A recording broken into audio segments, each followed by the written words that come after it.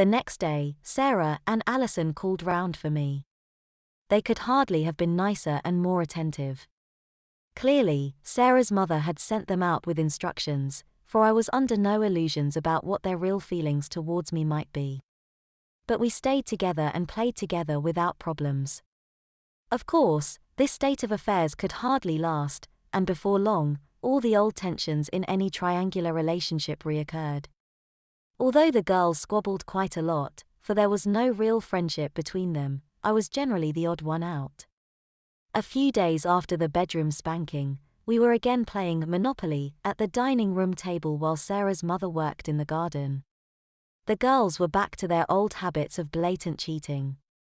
Every time they passed go, Alison, who was banker, would hand out about £500 instead of the authorised £200. And any chance cards they drew were always declared to be to their benefit. I was getting heartily sick of both the game and their incessant giggling, and I was about to stomp off when I noticed that Sarah's mother was working by the French window which I was facing, but to which the girls had their backs. "You're both cheating," I declared as loudly and as clearly as I dared without making it obvious I was speaking to anyone outside the room. To my chagrin, there was no reaction from Sarah's mother until Alison burst into her usual loud, high-pitched giggles when she looked up briefly. "Liar, liar, pants on fire," retorted Sarah and stuck her tongue out defiantly. I carried on playing and they carried on cheating. Suddenly, the French window opened and Sarah's mother stepped through. Before the girls had a chance to turn around, she had each of them by an ear. "Ow! Wow," they yelled as she hoisted them out of their seats by that handy appendage until they were forced to stand on tiptoe. "You two naughty girls have been cheating again," she accused. "No. No," they asserted. "Yes you have, I've been watching you through the window." Had she? Or had my loud accusation made her act? "It wasn't me, it was Sarah," Alison said, falling back on her usual excuse. "She was the banker," countered Sarah, stung by the betrayal. "It was Sarah's idea, Aunt Lillian. She made me do it." "Liar. Liar yourself. Be quiet. You are both equally to blame and you will both be equally punished," Mrs. Hibbard said.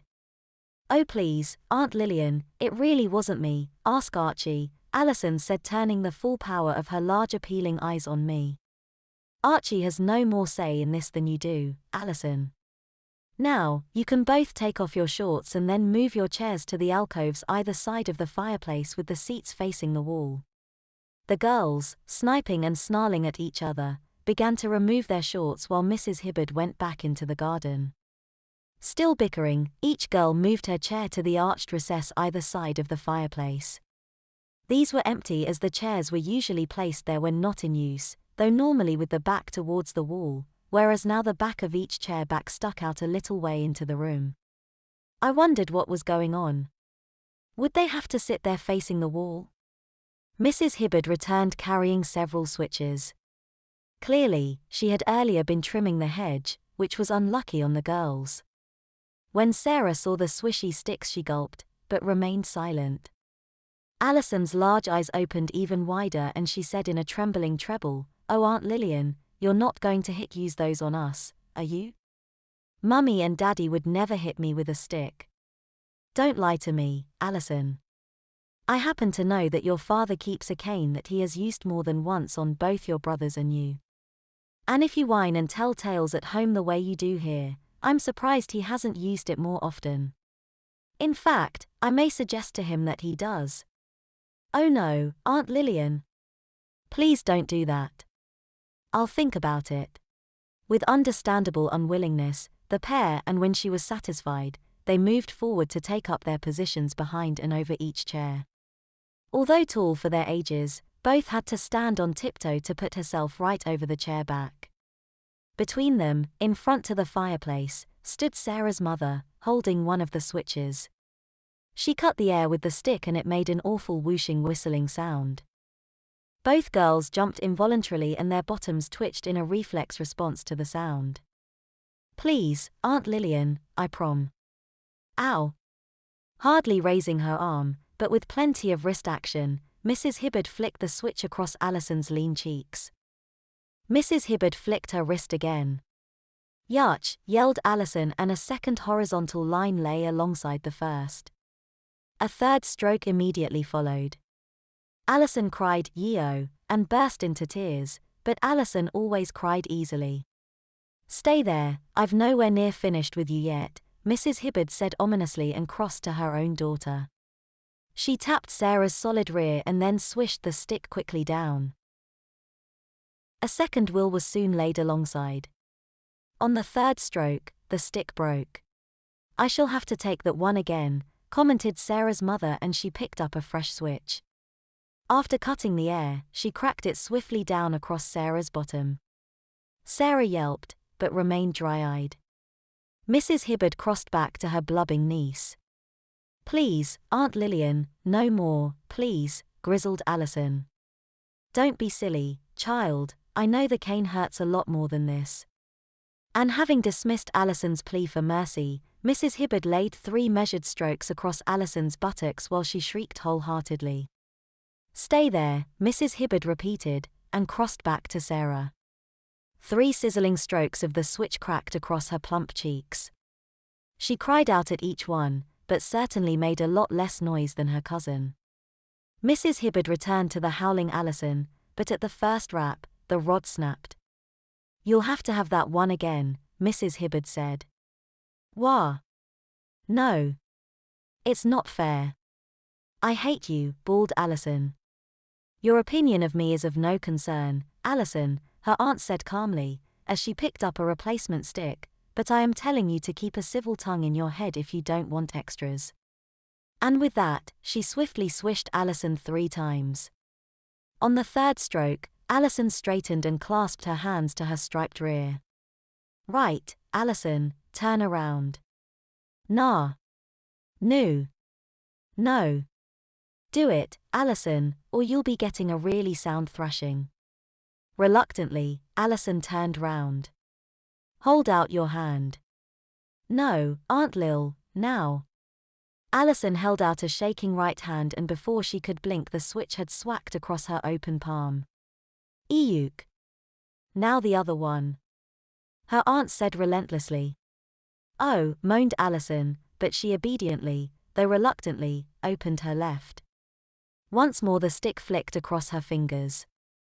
"Now, bend back over the chair, and next time don't you dare move until I tell you." Sarah's mother now returned to her daughter. Of course, neither girl could see the other as the main body of the chair, and therefore their heads were hidden in the alcove, but Sarah would have heard all and guessed what was going on. I doubted whether she would get up without permission.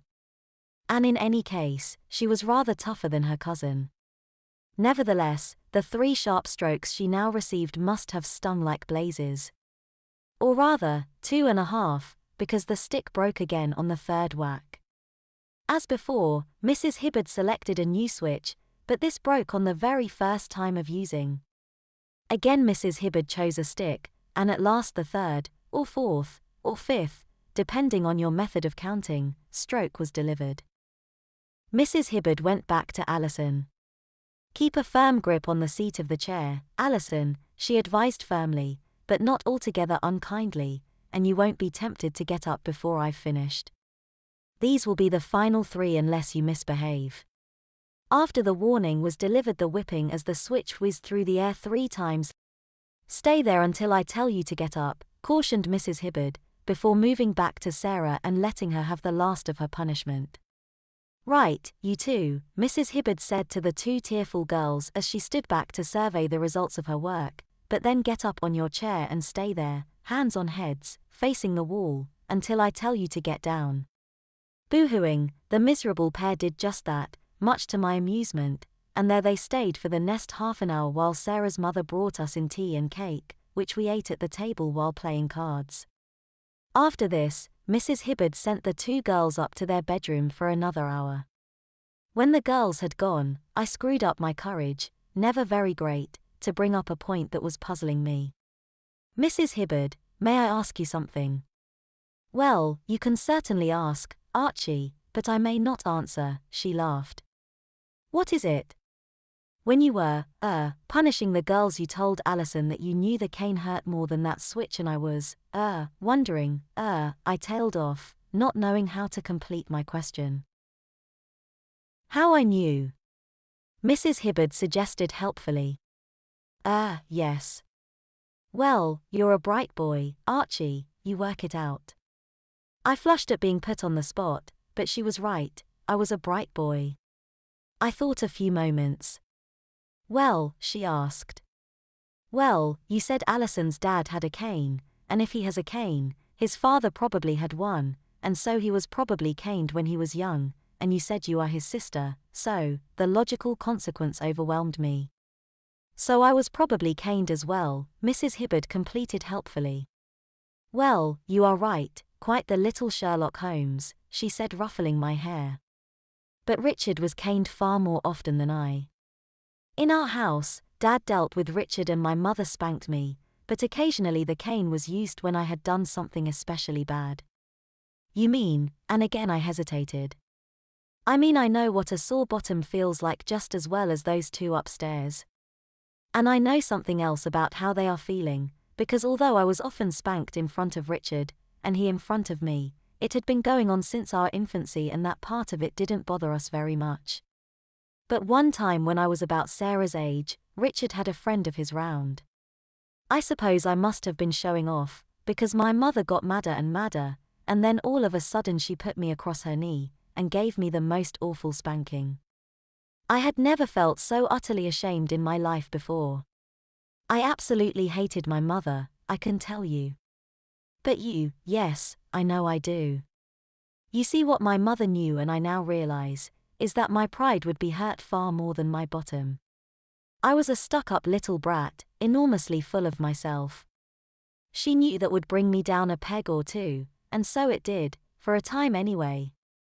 But after that, she rarely missed an opportunity of spanking me in front of someone or another, which I hated, of course. I had a job taking this in. Sarah's mother was a sophisticated adult with a forceful personality. I found it difficult to imagine her as a little girl having her bottom smacked. Consequently, I let the matter drop, having nothing more I could easily say. Soon after that, and before Sarah and Allison returned downstairs, I left. As I had to visit the dentist the next day, and after that Allison returned to her family with Sarah, who was to pay a reciprocal visit, this was the last I saw of Sarah for some weeks, and of Allison for even longer.